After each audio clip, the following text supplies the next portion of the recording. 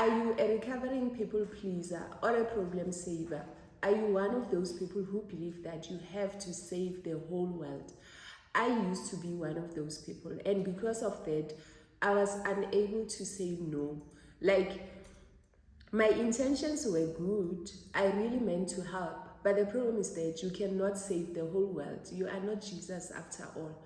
But at the end of the day, I remember there used to be moments where I would feel angry with people because I felt like they were just taking so much from me. But the problem was not them, the problem was me. So if you are like me, or you used to be like me, and you are on the journey of unlearning, I hope that this video will help you. I had to learn how to say no because this was not something that was modeled to me. And also growing up as a black child, we were not allowed to say no. We were made to feel guilty when we tried to say no, especially to adults. So it had to be a new skill now that I had to teach myself as I'm growing up as a mom. And also now I'm passing down the knowledge to my kids. I don't know if my house was the only one that did not allow you to say no, or did you experience it too? One of the things that I had to unlearn or I had to embrace when it comes to saying no was that you can be a kind person and still say no. Just because you are a good person, it does not mean that you must say yes to every request that is made to you. I like a quote by Christy B. Wright, which says, "An honest no is better than a dishonest yes." Do you know those people who will say yes to you, but then when they are doing whatever they had said yes to, but they are so angry, and you feel like, Mara, why did you agree? You could have just said no, and then we get along, we get on with our lives.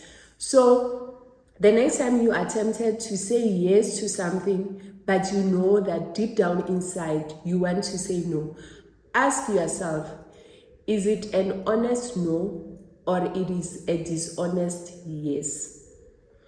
The second one, you can say no and still feel uncomfortable. You know, sometimes we are waiting for us to feel better about things. Like, you want to be strong enough before you start saying no.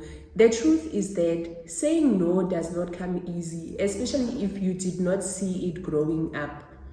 Or people were shutting you down when you were little, telling you that you can't say no, you can't say no to that, you have to say yes.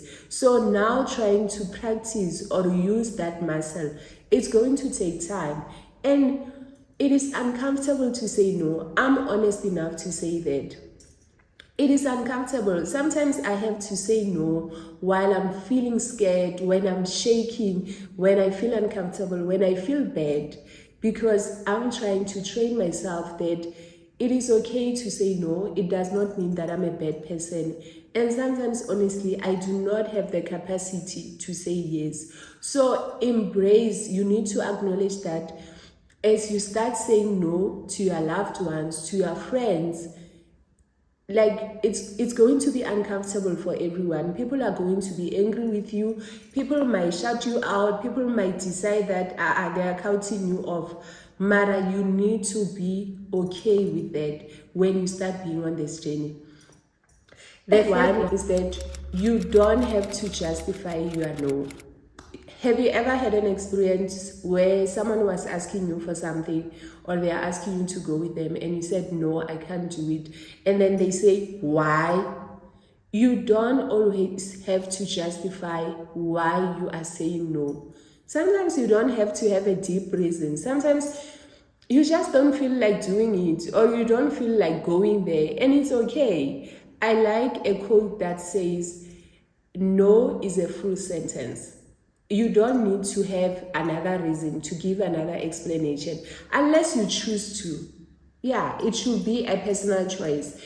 And I think also it depends on the relationship you have with that person. Do you feel that they deserve more of an explanation, or do you think that no is enough? And some things, like, I think as people, we also need to be comfortable enough with receiving no. We must not take it personal. We need to respect people's boundaries. If someone is saying no, you must understand. And I'm talking to myself because this is not an easy one, especially when my kids say no and I'm like, I'm your mom. I carried you for 9 months. But anyway, that is fine. Sorry. Then the last point is that you can say no to the good things. I think sometimes it's a bit easier to say no to things that are wrong or things that you are not going to benefit from, or you can just see that this is going to waste my time.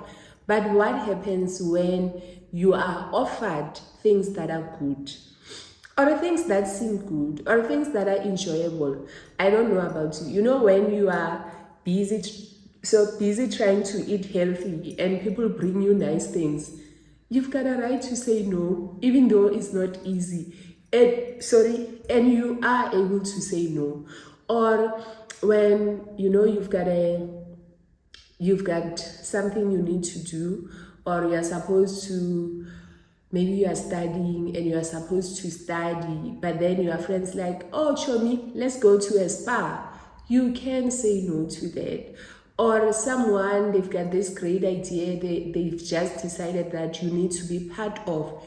You can say no to that. And I think sometimes, especially when, as we become adults, it's not easy. Like maybe your friend is getting married and they want you to be the bridesmaid, but you know that you do not have the money.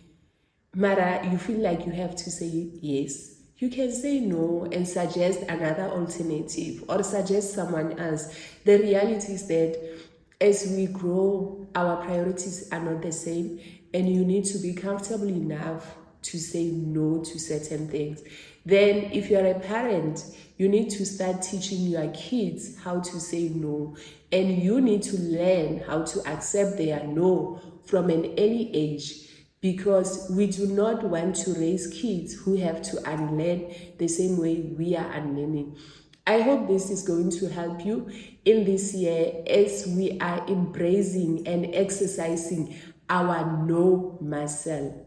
It is really not that deep. Thank you so much for watching until so far. Don't forget to like, to comment, to subscribe. Thank you. Bye.